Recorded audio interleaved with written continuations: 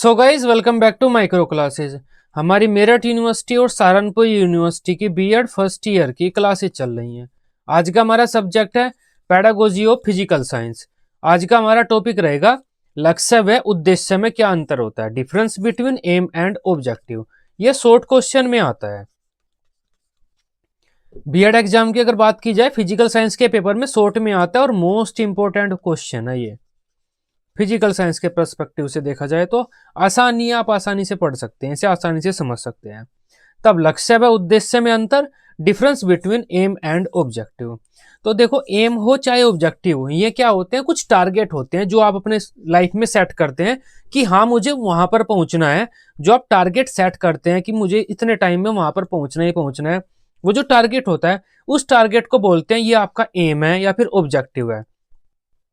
तब इन दोनों में अंतर क्या होता है, एम बड़ा होता है, ऑब्जेक्टिव छोटा होता है। अगर आप कोई ऐसा टारगेट सेट करते हैं जो काफी टाइम बाद आपको मिलेगा, काफी मेहनत आपको करनी पड़ेगी, कई साल उसे प्राप्त करने में लग जाएंगे, वो एम होगा। अब एम को प्राप्त करने के लिए आप छोटे छोटे टारगेट सेट करेंगे, तभी तो एम की तरफ आप आगे बढ़ेंगे। में जो छोटे छोटे टारगेट होंगे वे आपके ऑब्जेक्टिव होंगे, और वो जो बड़ा टारगेट होगा कई साल में आपको मिलेगा, वो एम होगा। जैसे मान लेते हैं आपको गवर्नमेंट टीचर बनना है, आप 6th क्लास में अभी पढ़ रहे हैं, 6th स्टैंडर्ड में आप पढ़ रहे हैं और आपको गवर्नमेंट टीचर बनना है। तो एक या दो दिन में, 1 2 3 साल में तो आप नहीं बन सकते। ये क्या हुआ, आपका एम हो गया। अब इस एम को प्राप्त करने के लिए आप छोटे छोटे अपने टारगेट सेट करेंगे, छोटे छोटे ऑब्जेक्टिव बनाएंगे कि मुझे 12th क्लास में अच्छे नंबर लाने हैं।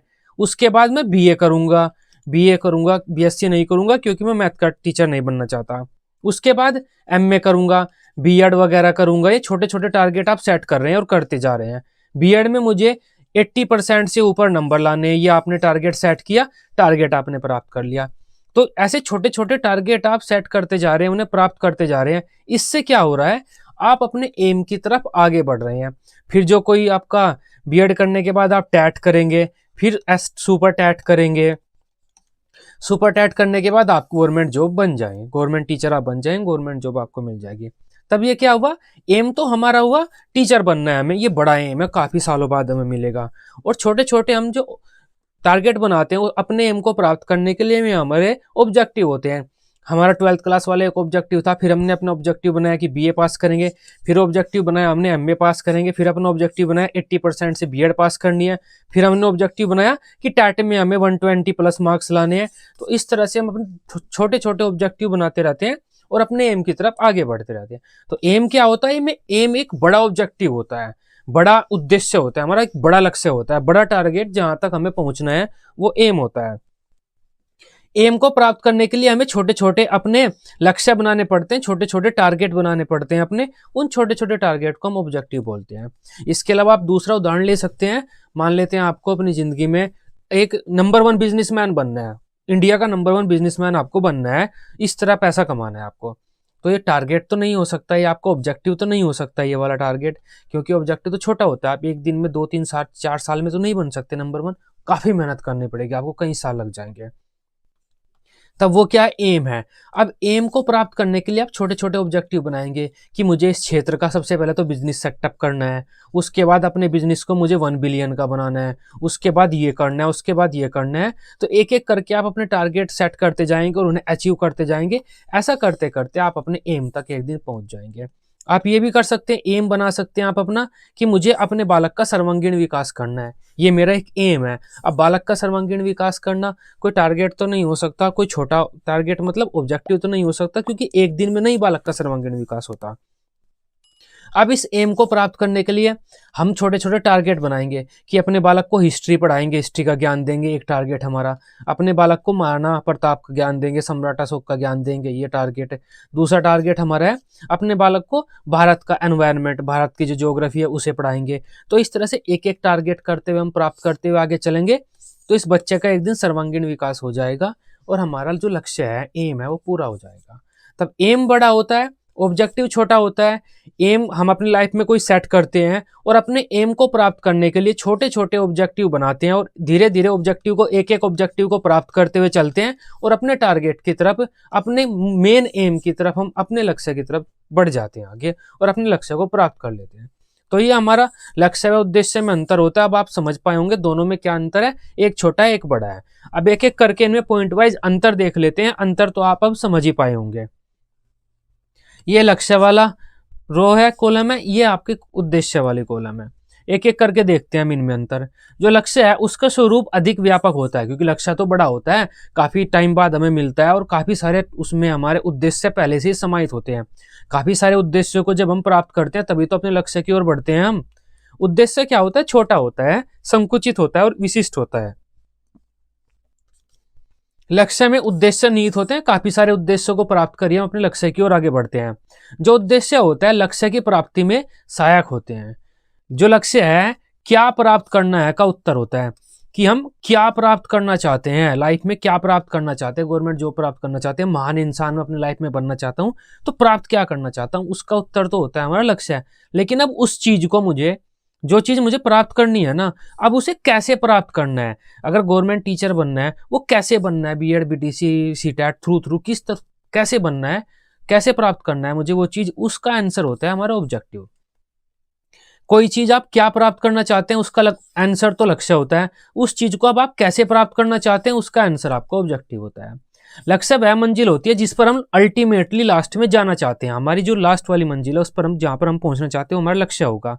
लेकिन उद्देश्य क्या होते हैं, उद्देश्य उस मंजिल में मार्गदर्शक होते हैं, जो हमें रास्ता दिखाते हैं। अब हमें थोड़ा सा ये जाना है, थोड़ा सा और जाना है, थोड़ा सा और जाना है, तो मार्गदर्शक की तरह कार्य करते हैं उद्देश्य।